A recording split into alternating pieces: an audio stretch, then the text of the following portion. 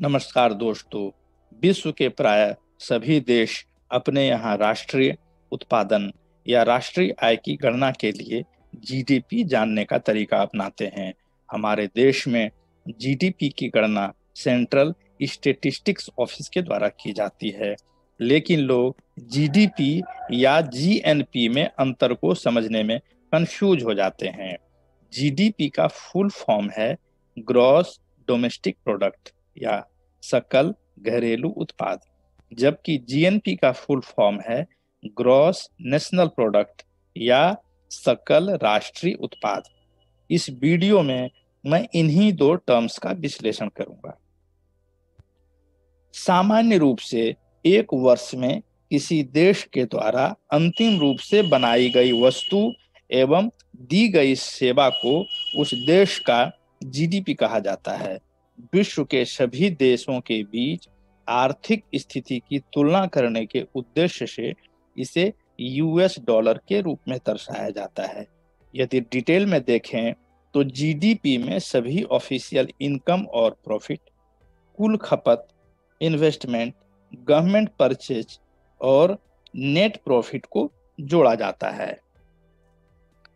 किसी भी देश की भौगोलिक सीमा के अंदर उस देश के निवासी सहित विदेशी के द्वारा प्रोड्यूस किया गया गुड्स एवं सर्विसेज को जीडीपी में शामिल किया जाता है। परंतु ग्रॉस नेशनल प्रोडक्ट में किसी देश के निवासी, चाहे वे अपने देश में रहते हों या विदेश में, तो उनके द्वारा प्रोड्यूस किए गए गुड्स एवं सर्विसेज को ही शामिल किया जाता है। इसमें किसी देश में रह रहे विदेशी के प्रोडक्शन को शामिल नहीं किया जाता है। उदाहरण स्वरूप, यदि मोटोरोला कंपनी, जो एक अमेरिकन कंपनी है, भारत के प्रोडक्शन हाउस में $1 मिलियन का मोबाइल बनाता है, तो वह $1 मिलियन भारत के ग्रॉस डोमेस्टिक प्रोडक्ट में काउंट होगा, जबकि यही राशि अमेरिका का ग्रॉस नेशनल प्रोडक्ट में शामिल होगा। ठीक उसी प्रकार यदि भारतीय कंपनी इन्फोसिस का एक ब्रांच अमेरिका में है और वहां वह कंपनी $1 मिलियन का सॉफ्टवेयर बनाता है, तो वैसी स्थिति में $1 मिलियन की राशि यूएसए का जीडीपी कहलाएगा, जबकि इंडिया का जीएनपी कहलाएगा। भारत के जीडीपी को यदि मैप के माध्यम से समझा जाए तो वैसे सारे प्रोडक्शन जो भारतीय सीमा के अंदर में है, चाहे वे भारतीय करें या विदेशी करें, वे भारत के जीडीपी के अंतर्गत आते हैं। अतः भारत के सभी विदेशी कंपनियों द्वारा निर्मित गुड्स एवं सर्विसेज की कीमत भी भारत के जीडीपी का ही हिस्सा होगा। दूसरी तरफ भारत के ग्रॉस नेशनल प्रोडक्ट या सकल राष्ट्रीय उत्पाद को यदि मैप के माध्यम से समझा जाए तो भारत में रहने वाले भारतीय के द्वारा गुड्स एवं सर्विसेज के प्रोडक्शन के साथ साथ विदेश में रह रहे भारतीय एवं भारतीय कंपनियों के द्वारा उत्पादन को भी भारत के जीएनपी में शामिल किया जाता है। अब जीडीपी और जीएनपी को कैलकुलेट करने का फॉर्मूला बताते हैं। पहले मैं जीडीपी की बात करता हूं। किसी देश का जीडीपी को जानने का क्या तरीका है कि उसका टोटल कंजम्पशन या खपत को जोड़ते हैं और उसमें टोटल इन्वेस्टमेंट को जोड़ते हैं, फिर उसमें सरकारी खर्च को भी जोड़ देते हैं और उस देश से होने वाले टोटल एक्सपोर्ट को जोड़ते हैं। लेकिन उसमें से उस देश में जितना इंपोर्ट होता है उसको हम लोग माइनस कर देते हैं। इस प्रकार प्राप्त अमाउंट उस देश का जीडीपी कहलाता है। लेकिन किसी देश का जीएनपी जानने के लिए ये फॉर्मूला अपनाते हैं। देश के जीडीपी में विदेश से प्राप्त नेट इनकम को जोड़ते हैं और देश से बाहर जाने वाले नेट पेमेंट को घटाते हैं। इस प्रकार प्राप्त अमाउंट उस देश का जीएनपी अर्थात ग्रॉस नेशनल प्रोडक्ट कहलाता है। ये ध्यान देने वाली बात है कि भारत का जीएनपी उसके जीडीपी से प्राय कम ही रहता है।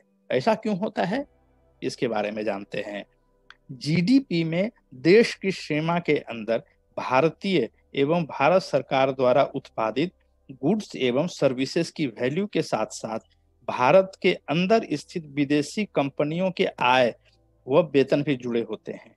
जबकि जीएनपी में केवल भारत में रह रहे भारतीय एवं विदेश में रह रहे भारतीय के द्वारा उत्पादित गुड्स एवं सर्विसेज के वैल्यू को कैलकुलेट किया जाता है। लेकिन यह एक सत्य है कि विदेश में रहने वाले भारतीय के द्वारा सैलरी या इन्वेस्टमेंट के रूप में भारत में भेजे जाने अमाउंट की तुलना में भारत में विदेशी के द्वारा किए जाने वाला इन्वेस्टमेंट की राशि अधिक होती है। अतः भारत का अब्रॉड से होने वाला नेट फैक्टर इनकम निगेटिव होता है। अतः भारत के जीडीपी में अब्रॉड से होने वाला नेट फैक्टर इनकम जो निगेटिव अमाउंट होता है, जोड़ने पर वह खुद ही जीडीपी से कम हो जाता है। फलतः भारत का जीएनपी जीडीपी से कम होता है।